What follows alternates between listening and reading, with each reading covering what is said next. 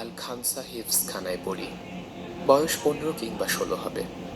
আমাদের হালাকায় এক মাঝবয়সী মহিলা ছিলেন, আফ্রিকান মহিলা। একদিন দোয়া কবুলের তালিম চলছিল। তখন সেই মহিলা কান্না করতে করতে বলেন, আমার মেয়ে অনেক জেদি। সে এমন কিছুর আবদার করছিল যা আমরা সবাই বুঝতাম যে বিষয়টা অসম্ভব। তার বয়স হচ্ছিল। তার জন্য আমাদের বংশীয় ছেলেদের কত প্রস্তাব আসে, কিন্তু সে রাজি হয় না। সে কালো চামড়ার, অনেক লম্বা আর স্বাস্থ্যবতী। আমাদের গোত্রে এমন মেয়ে মানে অনেক সুন্দরী। কিন্তু এই আরবে তো কালো স্বাস্থ্যবতী মেয়েরা সুন্দরী না। আরবরা সাদা চামড়ার পাতলা ফিনফিনা মেয়ে পছন্দ করে। তো আমার মেয়ের ইচ্ছে সে আরবের সুন্দর ফর্সা চামড়ার একজন ছেলের বউ হবে।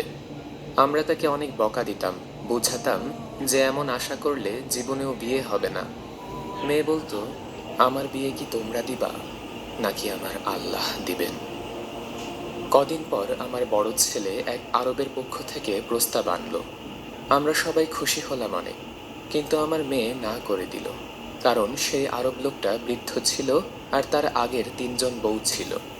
আমার মেয়ের খুব রাগ হলো আর আমাদেরকে সাফ জানিয়ে দিল যে সে দিনদার আরব নীলচোখওয়ালা সুন্দর যুবক চায় আল্লাহর কাছে।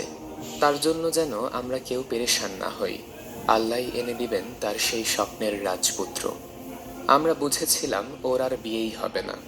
একে তো ওর কালো চামড়া, চেয়ে বসছে সুন্দর সাদা চামড়ার আরব। আমরা নিচু বংশীয় গরিব মানুষ, আর আরবরা সেই ধনী আর উঁচু বংশীয়। সব না হয় মানলাম, কিন্তু নীল চোখ, এ আবার কোন পাগলামি! আরবদের বেশি থেকে বেশি খয়েরি চোখের হয়, কালো আর খয়েরি। নীল তো ইংলিশদের হয়। আমাদের তখন মনে হচ্ছিল ও আসলে বিয়েই করতে চায় না, তাই এসব আবদার করে। একদিন ওকে অনেক বকা দিয়েছি, গায়েও হাত তুলেছি। আমার মেয়ে কান্না করতে করতে বলেছে 1 সপ্তাহের ভেতরেই সে এই বাড়ি ছেড়ে চলে যাবে তার নীলচোখা আরব জামাইয়ের সাথে।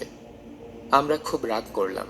মেয়ে পাগল হয়ে গেছে, মেয়ে বেয়াদব হয়ে গেছে, এসব বলে ওকে অনেক বকা দিচ্ছিলাম।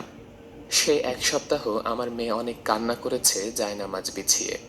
সারাক্ষণ সারা রাত সে কান্না করে করে তার রবের নিকট দোয়া করেছে। ঠিক 7 দিনের দিন তার জন্য এক নীল চোখওয়ালা সুদর্শন আরব যুবকের পক্ষ থেকে বিয়ের প্রস্তাব এসেছে। আমরা সবাই এত বেশি খুশি হয়েছিলাম, ভাষায় প্রকাশ করার মতো না।